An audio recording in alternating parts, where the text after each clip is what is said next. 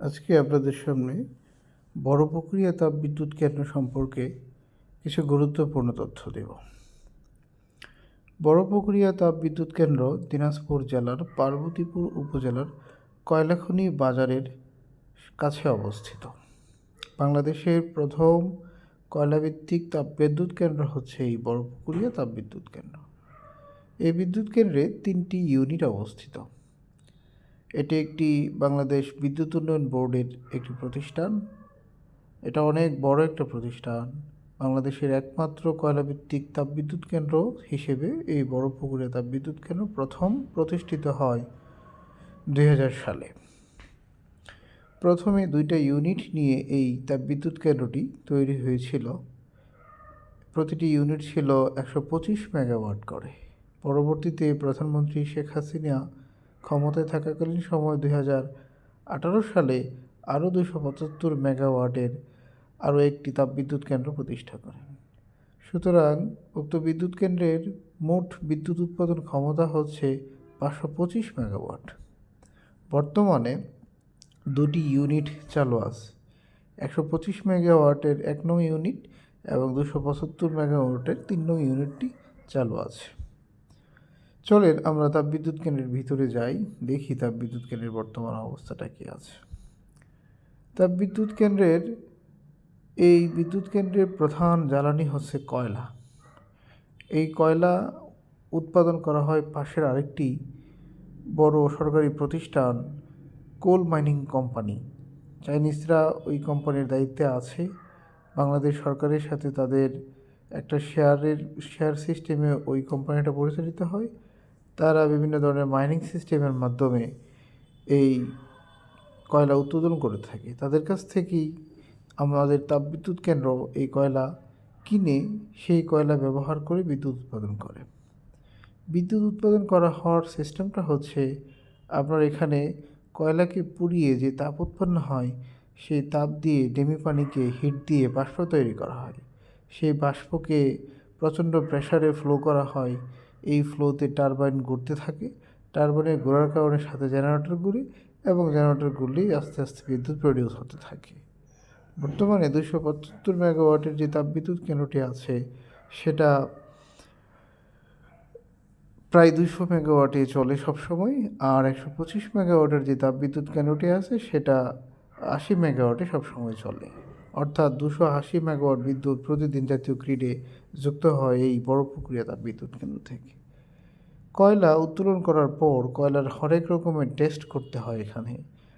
সুতরাং কয়লার এখানে ময়েশ্চার টেস্ট করা হয়, এইচজিআই টেস্ট করা হয়, ফাইননেস টেস্ট করা হয়, কয়লার ক্যালোরিফিক ভ্যালু টেস্ট করে ভোলাটাইল কন্টেন্ট বের করা হয়, অ্যাশ কন্টেন্ট দেখা হয়, সালফার কন্টেন্ট দেখা হয়, কয়লার ফিক্সড কার্বন দেখা হয়, ইত্যাদি নানা রকম টেস্ট করা হয়ে থাকে।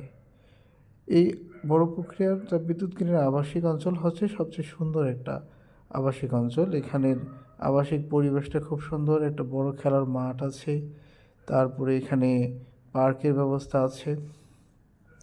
এছাড়া এই বিদ্যুৎ কেন্দ্রের জেনারেটর কুলিং করার কাজে হাইড্রোজেন গ্যাস ব্যবহার করা হয়। সাধারণত বিভিন্ন জায়গায় জেনারেটর কুলিংয়ের ক্ষেত্রে ওয়াটার ব্যবহার করা হয়, কিন্তু বড়পুকুরিয়া তাপবিদ্যুৎ কেন্দ্রের 275 মেগাওয়াটের যে বিদ্যুৎ কেন্দ্রটি আছে এটার ক্ষেত্রে হাইড্রোজেন গ্যাস এখানে ব্যবহার করা হয়। এখানে নিজস্ব হাইড্রোজেন গ্যাসের প্লান্ট আছে। সেই প্লান্ট থেকে হাইড্রোজেন গ্যাস প্রডিউস করা হয়ে থাকে। হাইড্রোজেন গ্যাস প্রোডাকশন করার জন্য এখানে ইলেকট্রোলাইট হিসেবে পটাশিয়াম হাইড্রোক্সাইড ব্যবহার করা হয়ে থাকে। পটাশিয়াম হাইড্রোক্সাইড ভেঙে পটাশিয়াম হাইড্রোক্সাইডের উপস্থিতিতে পানি বিয়োজিত হয়ে হাইড্রোজেন এবং অক্সিজেন গ্যাস তৈরি হয়। এই হাইড্রোজেন এবং অক্সিজেন গ্যাসকে পৃথক করা হয়। হাইড্রোজেন গ্যাসের আর্দ্রতা টেস্টের একটা সিস্টেম আছে। আর্দ্রতা টেস্ট করা হয়, ডিউ পয়েন্ট টেস্ট করা হয়। ডিউ পয়েন্ট নিয়ে হাইড্রোজেনকে লিকুইড করা হয়। সেই লিকুইডটা বেশি জেনারেটরকে কুল করতে পারে, এই জন্য লিকুইডটা ব্যবহার করা হয়। আবার 1 ইউনিট যেটা আছে সেখানে আবার জেনারেটর কুলিংয়ের জন্য পানি ব্যবহার করা হয়। পানির মধ্যে সামান্য বিটিএ সলিউশন ব্যবহার করা হয়ে থাকে। এছাড়া ডেমি পানি উৎপাদন করার ক্ষেত্রে অনেক রকমের টেস্ট করা হয়ে থাকে। এখানে ডেমি পানি উৎপাদনে সিলিকা টেস্ট করা হয়ে থাকে। সিলিকা 20 মাইক্রোগ্রাম পার লিটার থেকে বেশি হতে পারে না, এটা এই রেঞ্জের ভিতরে রাখা হয়। এছাড়া এখানে হার্ডনেস টেস্ট করা হয়ে থাকে, পিএইচ টেস্ট করা হয়, কন্ডাক্টিভিটি টেস্ট করা হয়ে থাকে।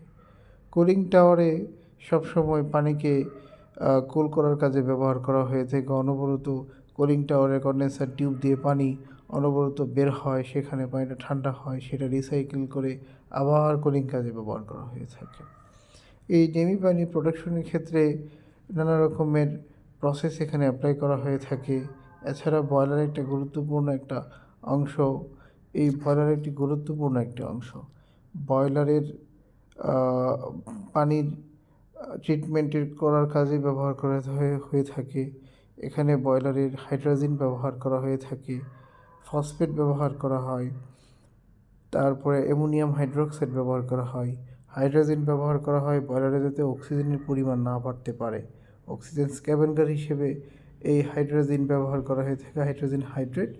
এটা একটা গুরুত্বপূর্ণ উপাদান। অক্সিজেনের উপস্থিতি যদি বেড়ে যায় তাহলে করোশন হওয়ার সম্ভাবনা হয়।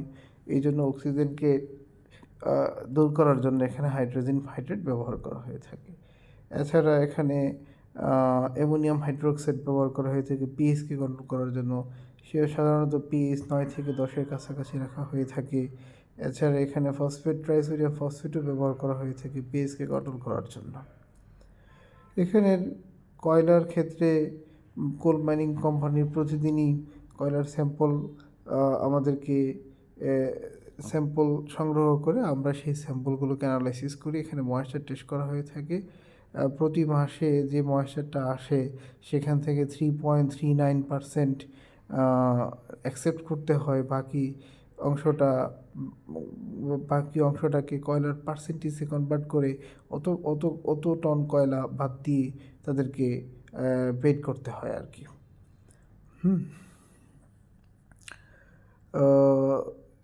এছাড়া এখানে ওয়াটার ট্রিটমেন্ট প্ল্যান্ট আছে। এছাড়া এখানে কয়লাকে পোড়ানোর পর এখান থেকে ছাই উৎপন্ন হয়। সেই ছাইগুলোকে পরবর্তীতে বিভিন্ন ধরনের কোম্পানি তাদের সিমেন্ট উৎপাদনের কাজে এখান থেকে কিনে নিয়ে যায়। এই অ্যাশগুলোকে তারা সিমেন্টের সাথে একসাথে অ্যাড করে বহু সিমেন্ট তৈরি করতে ব্যবহার করা হয়ে করে আর কি। আজকের মতো ধন্যবাদ।